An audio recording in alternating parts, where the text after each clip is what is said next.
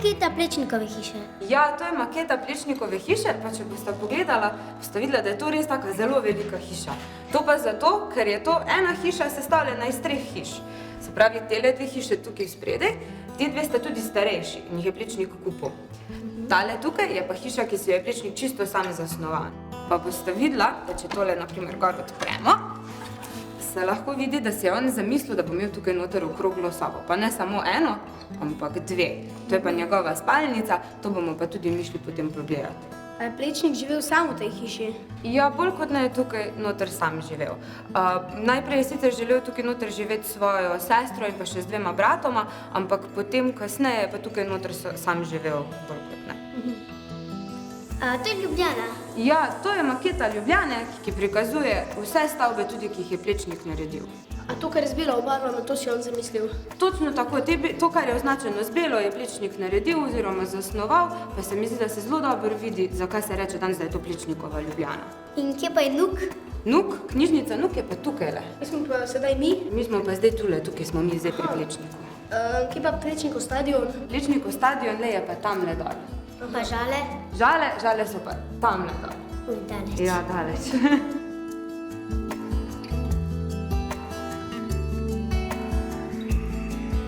A to je vse Plečnik narisal? Ja, to so vsi original Plečnikovi načrti. Zdaj tukaj lahko vidimo načrt od Nacionalne knjižnice, pa načrt od Ribjega trga recimo, pa tudi od tržnic in pa od Žal. In to je sam naredil ali je še kdo pomagal? Ja, on je načrt sam narisal, potem so pa razni gradbeniki, pa njegovi sodelavci so pa potem lahko stavbo dejansko zgradili.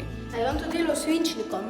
Ja, on je mogel to vse na roke narisati, z svinčnikom, pa z raznimi tuši, pa drugimi pripomočki, medtem ko danes... Delal pa z računalnikom. Danes pa v bistvu to vse delajo na računalnike, tako da Plečnik si je mogel zelo veliko časa vzeti, da je lahko vse to narisal.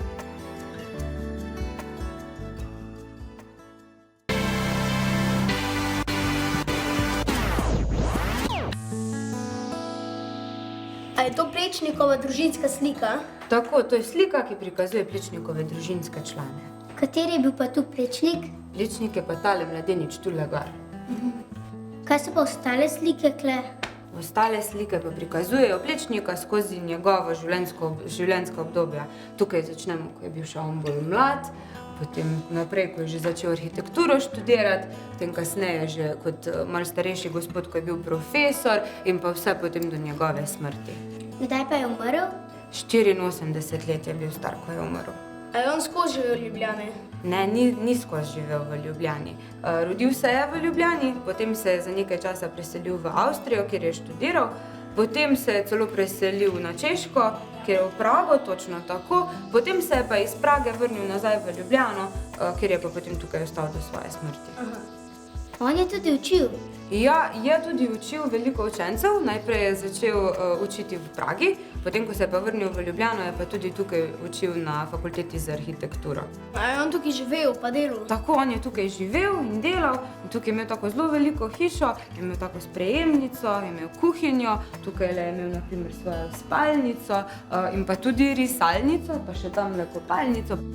A to je vse original? Točno tako, tule so v bistvu vsi predmeti od Plečnika, še ko je Plečnik živel, in jih imamo v našem muzeju tukaj preko 3000 predmetov. Ta posla pa se mi res ne zdi udobna. Ja, je malo neudobna, to pa tudi zato, ker si jo je Plečnik sam zamislil, da bi bila tako neudobna. Zakaj pa? Zato, da ne bi zjutraj predolgo poležaval in zato, da je lahko čim več stvari naredil čez dan. A je bil on zelo skromen? Ja, je bil kar festesket, je bil tako zelo skromen človek, je redko kdaj zapravljal kaj denarja. To se pa tudi na primer lahko vidi na njegovih predmetih, če tule pogledate njegov svinčnik, je res porabil čisto vse do konca. A to je original klobuk, ki ga je imel Plečnik? Ja, točno tako, to je njegov originalni pravi klobuk, ki ga je imel vedno na glavi, ko je odšel iz svoje hiše, ko je šel na kak sprehod.